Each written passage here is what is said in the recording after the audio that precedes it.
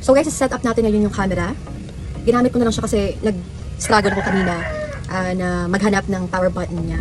Pero wala palang button. So, pala natin i-ano, lagay dito. So, ganito lang siya. Diba? Yung wire.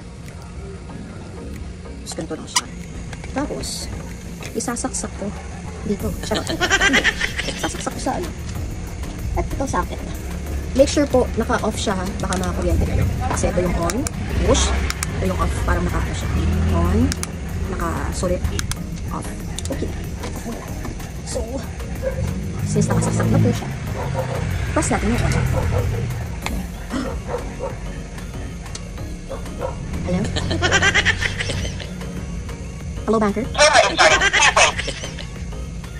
Ay! Tumalaw siya. Mag-install na nga tayo ng app. So, just click App Store for iOS.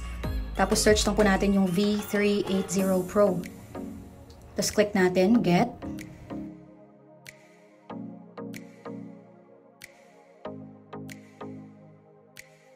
Ayan nga po, for iOS, kailangan natin mag-login ng Apple ID natin. For Play Store naman, hindi naman kailangan for Android.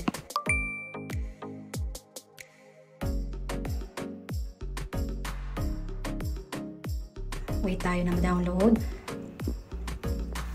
Tapos, open lang natin. Click natin, I have read and agree. And then, since wala pa tayong account, allow lang natin yan, yung mga pop-ups. Click lang register, since wala pa tayong account. Tapos, syempre, select tayo ng ating region, which is Asia. Tapos, enter natin yung ating email address.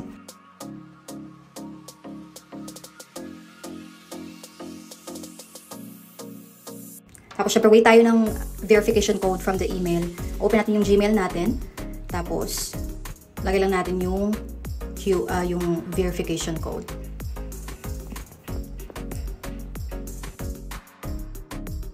Tapos, set kayo ng password.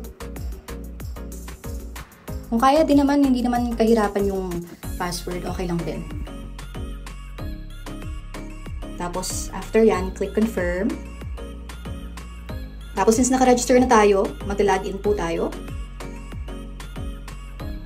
Yan. Yung region selection, pwede na pong auto-select or yung Asia 4, Southeast Asia. Tapos, ayan na. Yan na po. Allow lang po natin yung... Try na nga po natin i-connect yung V380 Pro na camera sa application. Click lang natin pagkatapos natin mag-register. Tapos, click Add Device. So, ngayon, hindi po siya naka-turn on. Make sure yung camera is naka-connect na sa kanto niya. Tapos, yung other end ng camera, naka-connect na sa electricity. Make sure it's turned on po. So, ngayon, off pa din siya. Ito yung camera, oh. Wala po siyang power on and off, pero meron siyang reset button. Tapos, yung saksakan ng SD card. Ito. Yan. Nakukuha po yung SD card yun. Push. Push. Yes. Yan. Turn on nga natin yung camera. Let's see kung anong gagawin niya. So, click lang natin to. Click here. Ito.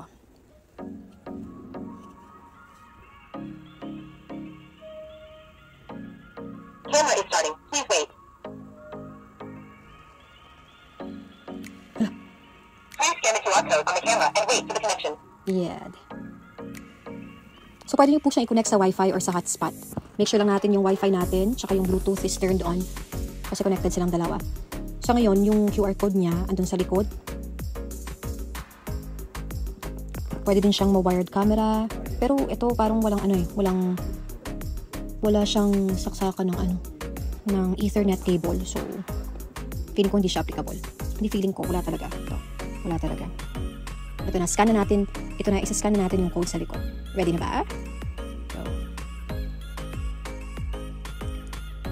pag-scan natin, yan yung lalabas niya. Yan yung lalabas sa screen. Select the Wi-Fi your device will connect. So, ito yung Wi-Fi name namin, Laguna Fam. Tapos, yung password, naka-automatic na din. Pag hindi po siya naka-automatic, lagyan nyo na lang yung password nyo. Tapos, click confirm. Tapos, ito yung lalabas. Click nyo lang po yung I know. So yung cellphone nyo po, with the QR code na nakikita nyo sa screen nyo, ihaharap nyo siya sa front ng camera. Camera ng V380 Pro. Para madidetect siya. So pag hinarap nyo na, maririnig nyo sa V380 Pro na network connected. That's the time po na i-click nyo, I heard network connected. So magkukonecting siya.